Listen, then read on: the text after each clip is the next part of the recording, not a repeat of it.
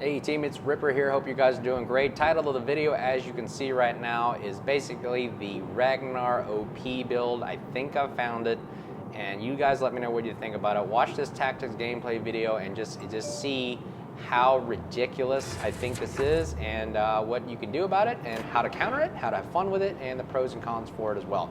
So anyways, this is the Ragnar. So if you don't know what it is, it's a premium tier 10 destroyer, which I'm a DD main. I like DDs because it's just non-stop action, it's fun, it's gunboating, it's torpedoing, it does everything basically. You got better AA than most ships, so most like the DDs, for example, the Holland line, the Smalland line, even the Ragnar line. I mean, it seems like the European destroyers seem to be the OP destroyers in my opinion, because I love them so much. They're really fun to play with, they're versatile, they're fun, they're active, they're engaging, they have firepower. If you get the Holland, you got torpedoes, you got AA, you get the Smalland and the Ragnar, you got radar. I mean, it's just a fun destroyer line, I think. But it is hard to get. The Ragnar, again, it is not just for the I would say the lowly of the lows, if you will, the beginners, if you will, noobs, whatever you want to call it. But if you do save up and play long enough, you, even a brand new player, can save up enough steel and get the Ragnar for steel. It is a hefty price though, that's why you gotta usually wait for the coupons to drop. And just recently a coupon dropped to reduce the cost by 25%. So it was a kind of I would say a bearable 20-something thousand, low 20,000 steel, and that's a good price. So anyways, you're watching the capabilities of what I call the OP build, or the long range get out and reach you kind of touch feely kind of style of gameplay, which right here, now it's spamming. Yes, it's not that fun if you want to call that, but it is fun when you're playing it. I'm just letting you know, but you can reach out and touch someone. I mean, look at this. So you got the options of shooting a Bismarck or a Gearing or even somebody beyond that, and I like that. And I was just trying to test it out to see how it works, but also if you wait till the end of the video to see the build, it is a full gunboat build, which means I have literally every single upgrade you could get to reduce the reload on this thing. And look at the reload, 2.3 second reload, which is almost like regular destroyer reload. Now, back in the day, I thought they had put the Ragnar as a long reload kind of shit because of the guns. You notice the guns are 150 millimeter guns that can penetrate, I believe, 30 millimeters. I don't remember.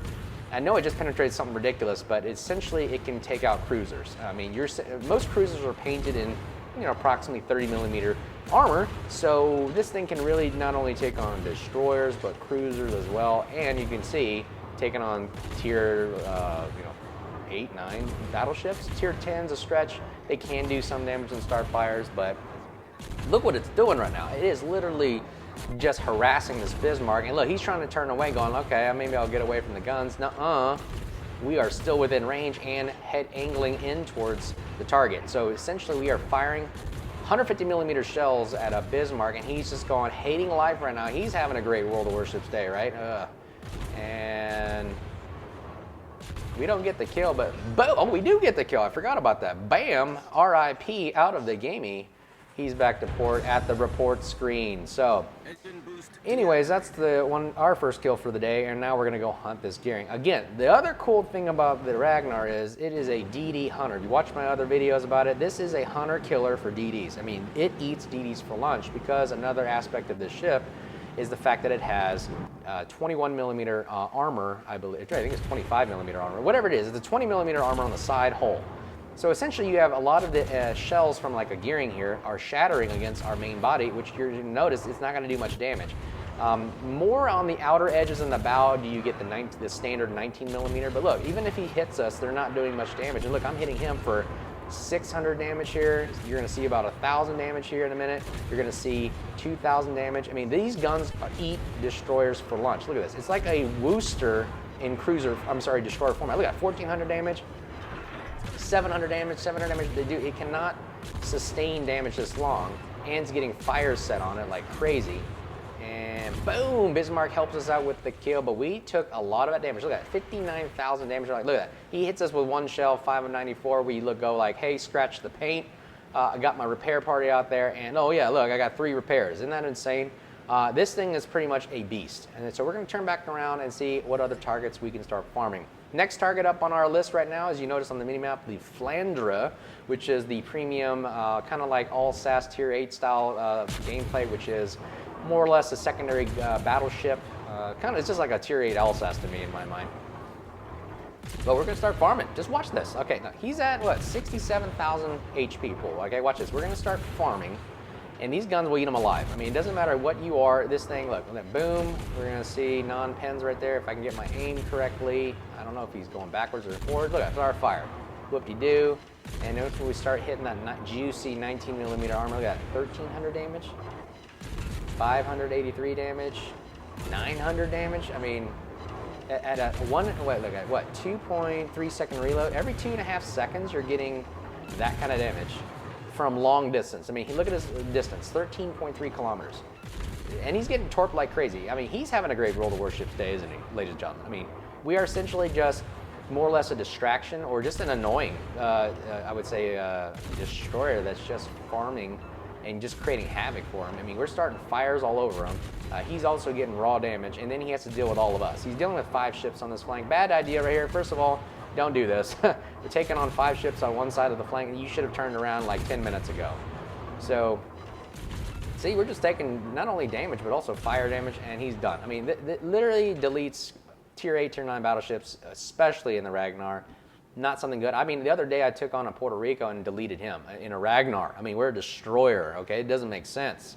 So anyways, that's why it's for steel. I mean, only the, I would say, experienced, if you will, and most people that are going to grind and play this game a long time are going to get the Ragnar, especially. I hope that it rewards those that are actually practicing and using the tactics and gameplay to learn and get better, rather than just buy your way into the game, which you really cannot do these days. You can't just buy yourself into a steel ship. Now, we got the U-boats. Again, you can probably know my personal opinion on U-boats. I don't think it's healthy for the game. It doesn't seem fun to me. I don't play U-boats at all. I mean, there's nothing fun about them. It's just like, yeah, you're underwater, no guns, no nothing. Just let me see if I can spot you and hit a torpedo. It seems kind of more of like, just save that for a different game mode. Boom, boom, boom. 1,400 damage on him, and hopefully the Henry there will take him on for us. Oh, actually, the Bismarck got him. Way to go, Bismarck. And look at this. Watch this. We got a Des Moines right here who gets slapped by the, both sides. He's getting shot from 2 angles. But look at that. We're taking 2,100 damage. Now, imagine if I'm sitting here just farming him for 21 damage the whole time. Like that, 1,600 damage. Never mind. Our team's really, really good. But, yeah, we took him out. And we are up to 85,000 damage with 11 minutes and 52 minutes in the game, or 11 minutes, 52 seconds in the game, forgive me. And that's insane. I mean, this is incredible. Nobody's touched us really hard. I mean, 23,000 HP left still from our 26,500 starting HP. Again, if you build it for survivability, you can get this thing up to a whopping 30,000 HP, which is literally like cruiser level hit points. I mean, the Colbert is already at 38,000 something, right? I mean, 30,000 here in the DD with a great concealment of about 8.3, which is, again, I don't need concealment in this thing because, as you notice, as soon as I get spotted, boom, pop the radar. Radar is about 7.5. Now, that's an OP skill right there, where if you build it, you get it to what I did right there. You get it to a 30-second lasting radar. And look, I'm just going to melt the Z23. Look at this. Every hit is taking about, what, 700 damage, 1,400 damage. I mean, and he's getting damage modules. We're starting fires on him. He's still in our radar range, guys.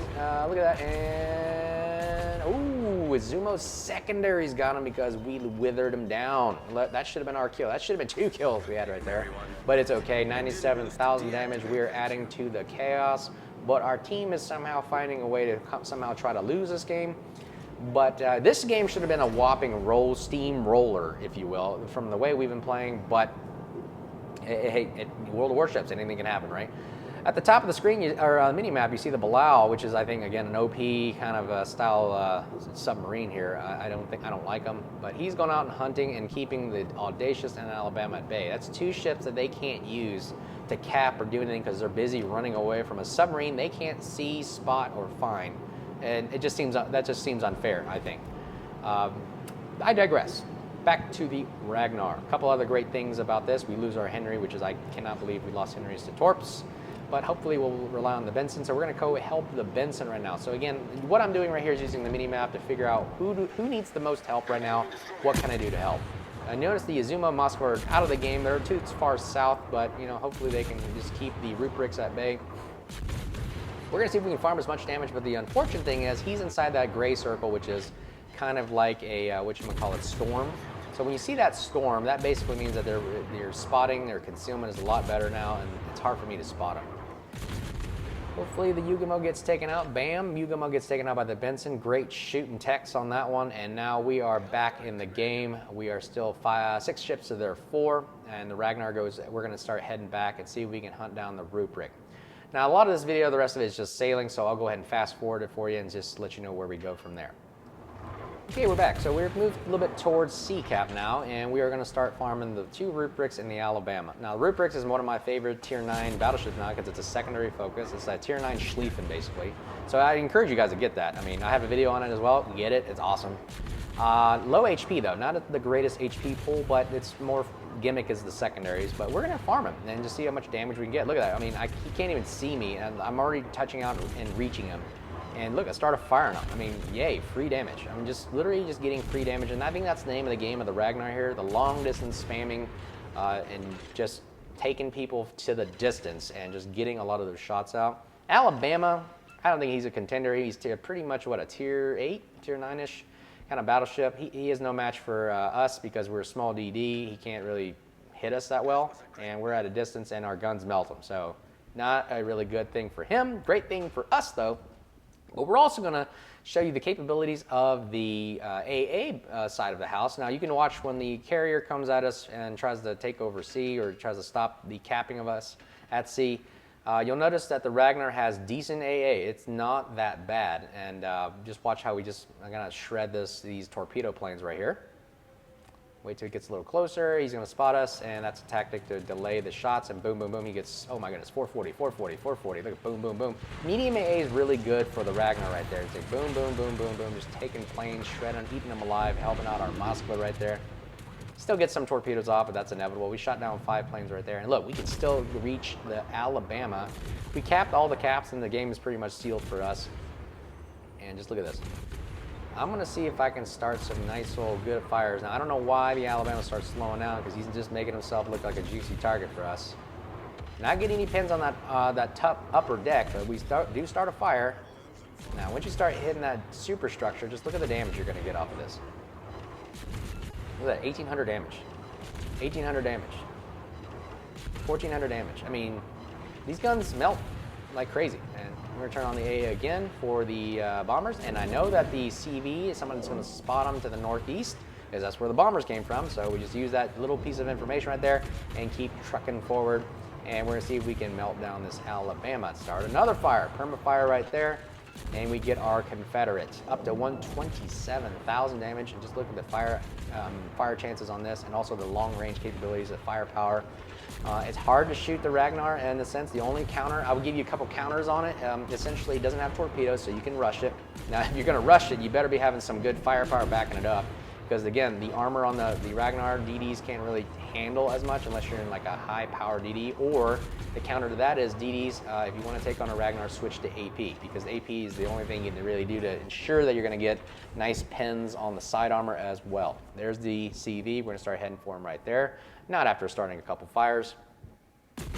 The other counters to this is that's pretty much it, honestly. I mean, the cruisers, obviously, cruisers counter this thing really well because the APs and HEs do really well against the Ragnar. I got even slapped by the Burgonia the other day. I mean, the Burgonia is just an awesome battleship, I would say, for steel. It has a reload booster, so you can get 3 salvos off on the Ragnar, and just 1 salvo alone can take out half my health. It happened the other day. All 12 shells connected some way. The accuracy is godlike on the Burgonia. But here we go. Look at the accuracy and dispersion of the Ragnar long distance. I mean, we're 12.1 kilometers away. Look, we're hitting them, and we're melting 700 damage, 300 damage every few seconds here. Every 2.5 seconds, he's getting something, and we're just going to melt this CV down.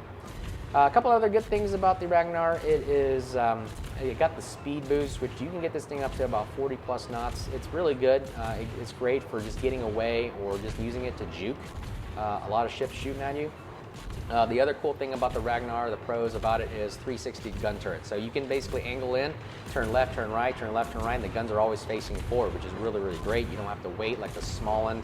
You got to wait for the back turret to turn all the way around.